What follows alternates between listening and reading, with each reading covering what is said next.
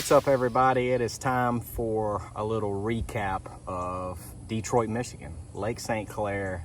You know, that place was put on the spotlight probably, the last 5 or 6 years. That place is getting notoriously known for giant smallmouth, you know, just an incredible fishery. One of my, I was able to fish it, last year for the AOY Championship. If you guys remember that, I weighed in the biggest bag of my Elite Series career there, 25 pounds of smallmouth. So I was super excited to get back this year. A lot different this year, guys, with the whole COVID-19 stuff. We could not fish Canada. The borders are still closed. So we were literally confined to the U.S. waters only. Which is, if you've ever looked at a map of St. Clair, that's like, Canada's probably 70% of that lake. It is a large portion of that lake is Canada, so we really didn't know what to expect when we went in there. Only being able to fish about 30% of the lake. We could fish the rivers as well. And I was a little worried that it was gonna fish a little small, but actually it didn't. I didn't have much boat pressure around me at all. So we went into that practice only 30% of the lake. We really had to pay attention to that Canada line and had a decent practice. There was a lot of randomness, and that's a lot of what people don't know. You see the final weights, they were large, the fish lived there, but the practice was not real consistent. I did catch some great big ones. I caught my new personal best, a 781 that I showed you guys the video of when I was there. I'm gonna show you what I caught that fish on. I've spent a lot of time in the lake. That's where I thought I was actually going to do a little better, but those fish just disappeared on me. Those fish move a lot in that lake. And guys, fishing St. Clair is almost mindless. It's literally a bowl that's 13 to 17 foot deep all the way across it, and it's got scattered grass. So you literally are getting out there, drifting with the wind and just fishing, and every now and again you get a bite, and typically he was a pretty good one. And then I had river fish. Same place I caught them last year in the AOY Championship. I never saw any giants in the river, but saw a lot, several 3s and 4s in practice. I could catch and get a lot more bites in the river than I could in the lake, and that's what I ended up doing in the tournament.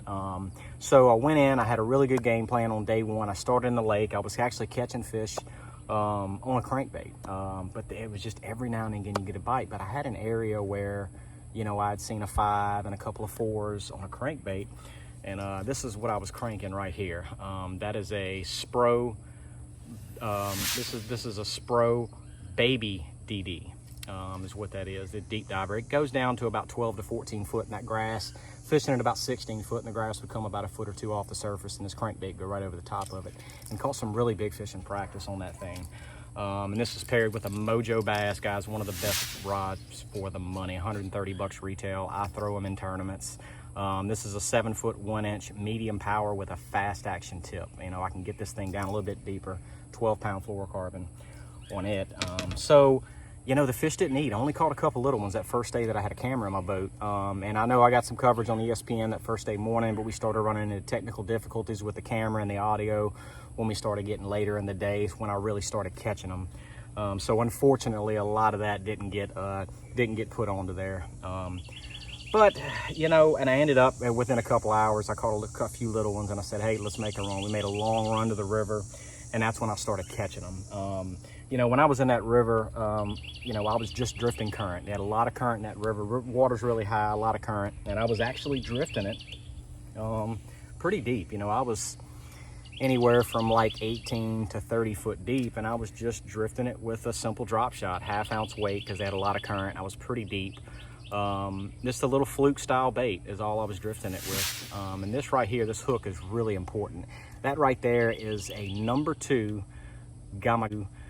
Gamakatsu stinger hook, but it's got a bait keep on it that my buddy Ed Lochran, who fishes with us on the Elite Series, actually tied a bait keep on it so we can keep that bait up there. But I was literally just drifting current breaks in that river, and ended up weighing in.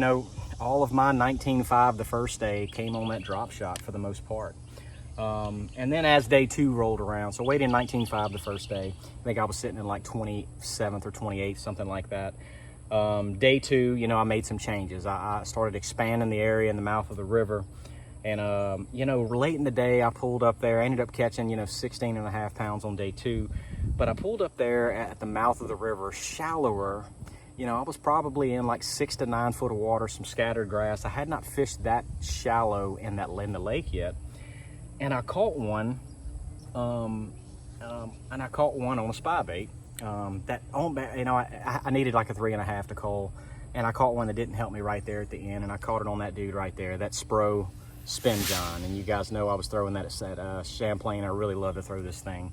So I started expanding on it. So, you know, day 2 weighed in, you know, 16.9, I think 16.5 pounds. So I started expanding more on that, more and more. So I started where I caught that fish on the spy bait.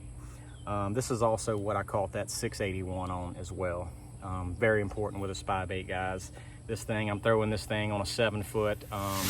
This is a medium light with a fast action Legend XTREME by St. Croix rods. And I was just literally just slow rolling that thing over the tops of grass clumps, and the fish would come out and eat it. So I had 17 pounds pretty quick on day 3. And that's when, you know, when I pulled up there, it was super slick that morning, and I picked up this spy bait, and that's the conditions. When you get super slick, calm waters, this spy bait is really hard to beat. 15-pound braid backer with an 8-pound fluorocarbon leader. Man, my first fish I caught, I had like a 4.5, and then I immediately caught another 4-pounder. Then I caught another 3.5, and the sun started getting up, the wind started blowing.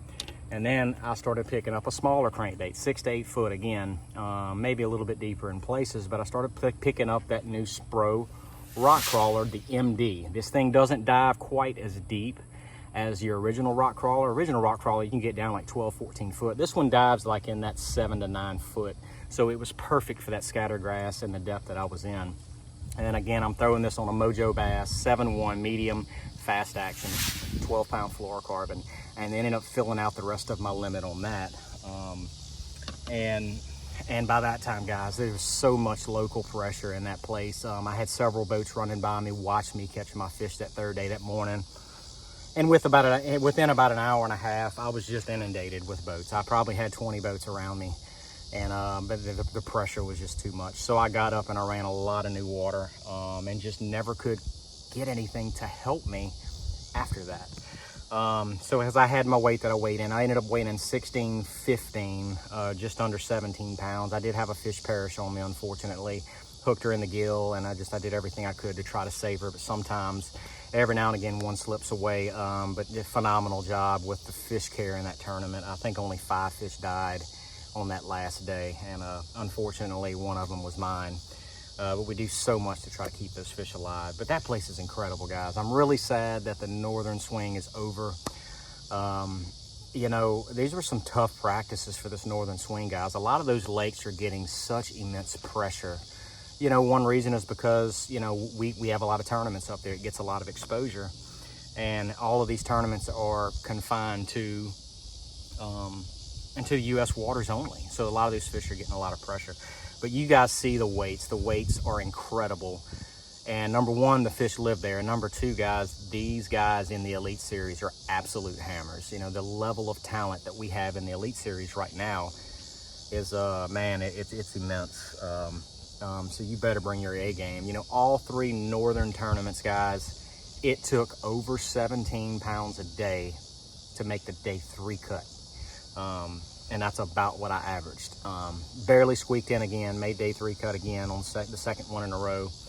And those places just got them, and these guys are really good. So had an absolute blast at St. Clair. All 3 northern, St. Lawrence River, Lake Champlain. I absolutely love catching those brown ones. And man, just so close. Just one bite on a couple of days, one big bite, and you're right up there with the rest of them. And I just never could get that really good bite in this tournament. But, you know, caught the St. Clair average, 19.5 the first day, 16.9 the second, and then right at 17 pounds on day 3. Left out of there, ended up finishing 26 there at St. Clair, good points. You're always happy to be fishing on Saturday. But coming up next, guys, is we're about to start getting some grass in our life. You know, we've got Gunnersville, Chickamauga, and Santee Cooper, but Guntersville's first. I'm really looking forward to going to that place. I'm going to be able to fish my style, my strengths, and hopefully I can come out of there with competing to win one. I'm really looking forward to that. So it's time to get focused. Got about a month off at home. Going to get re-geared, reorganized, and we're going to start going back down south and get some largemouth in our life. But thanks everybody that reached out. Thanks everybody that follows me. If you have any questions about anything that I just showed you, please reach out, put in a message in the comments, and I'll get back with you. But you guys, tight lines. I hope you guys are catching a lot of fish, and hopefully we can end the season right. But Guntersville is first. All right, guys, dream big. Talk to y'all later. Peace out.